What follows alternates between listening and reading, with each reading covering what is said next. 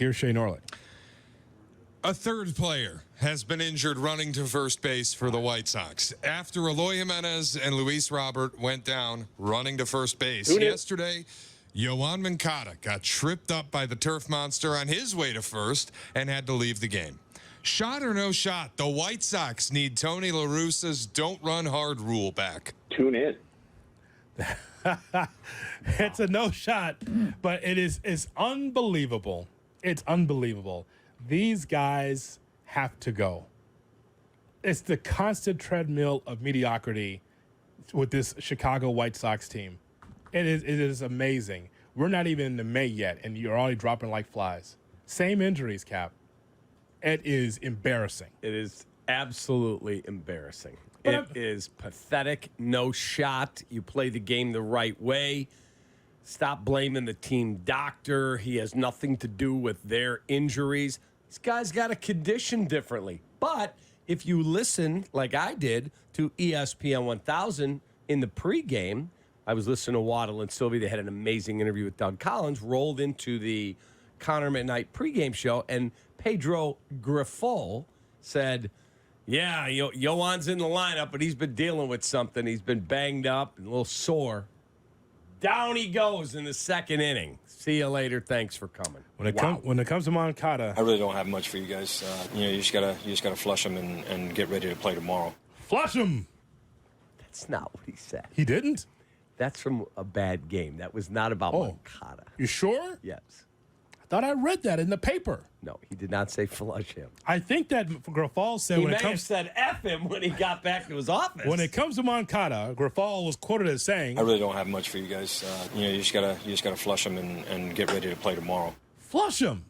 How about that, Cap? No. No? No, sir. How about that, Shea? Flush him. Listen, at this point, I don't know what you do.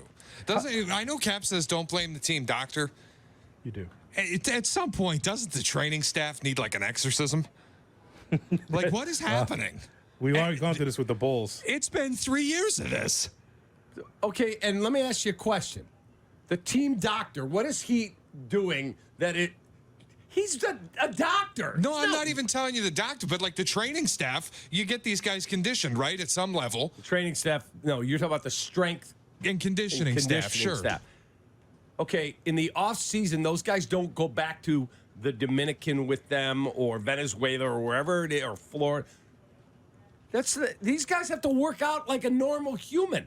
I go over to the gym here. There was Kyle Hendricks working out, or there was Zambrano invited me to come watch him work out one winter when he stayed in town. Mm-hmm. He would go to Northwestern. They have great facilities. Hoodie was just there. Yep. And I watch him throw. Like, I watched him work out. Like, that's not on the strength and conditioning staff. Now, if you tell me that they're having him do some whacked out exercises and they're getting hurt, that's a different story. These guys got to work harder. Eloy Jimenez does not look to me like he's in great shape. He always looks doughy. What about Ozzy's? Ozzy's line, you can't pull fat. Just get these guys a 12-pack of beer. Wow. All I know is that when it comes to Eloy, Shea, here's his injuries. Since 2019, an ankle and an elbow and a hip. This is Eloy. Yes, all of Eloy's injuries. Ankle, elbow, hip. In 2020, lightheadedness, 2 foot injuries. In 2021, pectoral, groin, knee. In 2022, hamstring, leg, elbow, leg.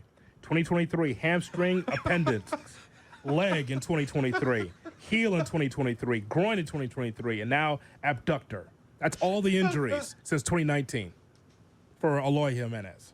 Right, but Jesse did say the other day that privately when the Cubs traded him, he had someone over there, he wouldn't say who, I don't know who it was, that with the Cubs said he'll never stay healthy. Like they knew. That's 18 times on the IL since 2019, according to NBC Sports Chicago. What idiot would ever bet that guy to win the home run title? Shea. Don't say it like that. I didn't bet him to win the home run. I didn't say Shea. I just was throwing it back to Shea. That would be me last year. Okay, they're going to build him a new wing at Northwestern Memorial Hospital. Eloy. The Jimenez wing. This is where all of his surgeries took place. This man won't listen. I think he's going to hit a whole bunch of home runs. How can he do that when he's always on crutches? Here's Shea Norley. Maybe you can put a parlay together of Dallas to win the NFC, Buffalo to win the AFC, and Eloy to win the home run title. I'd pay $1 billion to 1. Eloy's been on the IL so much, I think that should be a parking placard for him when you pulled up to the Jewels. I mean, there is the one placard and the one. You just pull into the Eloy spot right there, closest to the door. It's incredible. Shay? All right, Christopher Morel has been on fire to start the season, batting .326 with a 161 OPS plus, 61 points above league average. He's also hit 3 home runs, including this one last night. High fly ball, left field, forget it, way out of here. Grand slam, Christopher Morel.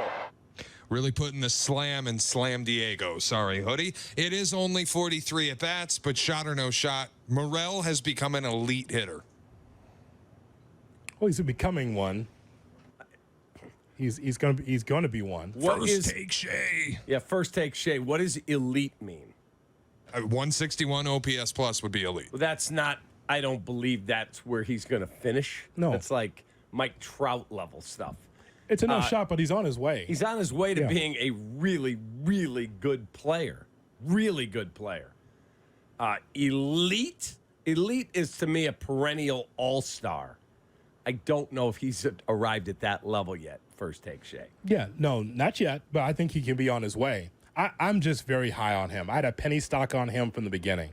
I just love the energy. Yeah, same here. The Cubs needed the energy from him. Love it. Saying hello to the umpire. Hello, how are you? Catcher, how are you? Good to be here. Just happy to be in the big leagues. Yeah. You remember this when he first got to the big leagues. You remember a year ago he walked over to Mr. Ricketts in the first round. Oh, hey, in the first round, how you doing? Good to see you. I mean, Thanks for having me. It's just something that the Cubs need.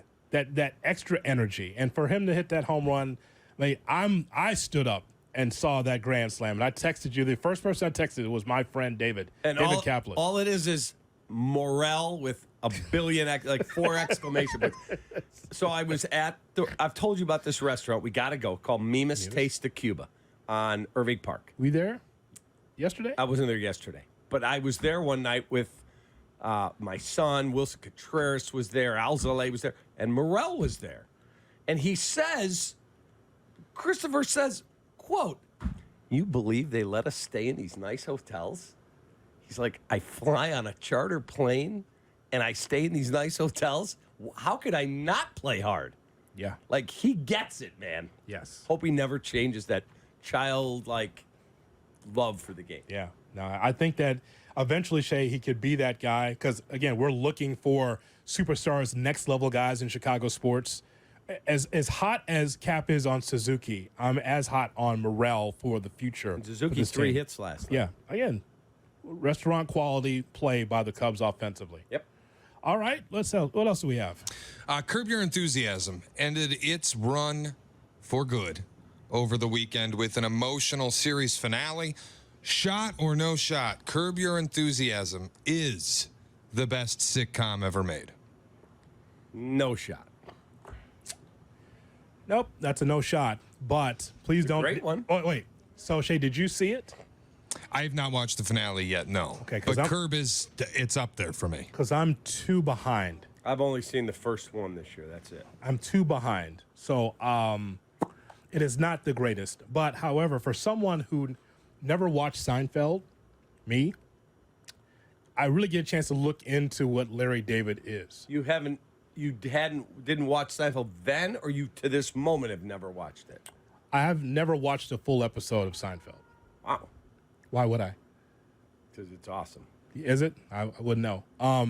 But it gives me an opportunity to look into Larry David as a producer and as a talent, and I appreciate that. So I feel like now if I want to go back and watch Seinfeld, I can kind of look into the mind of Larry David as a writer and what he did for the Seinfeld show. You know, when I would watch Seinfeld was those Cub rain delays. You get a half an episode. That's when I would see it like, hey, what's this? No, I was watching Martin. What's that? It's Seinfeld. Oh, okay. Yeah, I was watching Martin, so I wouldn't know at the time. But at some point I'll get around to watching it. I'm starting to get some of these references. How long has it been? What, 15 years? Oh, at least. Yeah. Yeah, it was a great. For me, Seinfeld probably is at the top of the list. Sitcoms, amazing. Curb is awesome. Love it. Seinfeld and Curb, I think, are 1 and 2 for me. I have not. I've only seen the first episode this season. It's something that I want to give it away, but I think that you'll enjoy a lot of it. A lot of it. What, this season? you Yeah, mean? this last season. Yeah, I got to get to it. Especially knowing that Richard Lewis has passed away, and to see Richard Lewis out there still getting it done, still cracking wise, going back and forth with Larry David is pretty funny. Pretty funny. Especially now in hindsight to know that Richard Lewis is no longer with us. Pretty good, kid. Mm-hmm.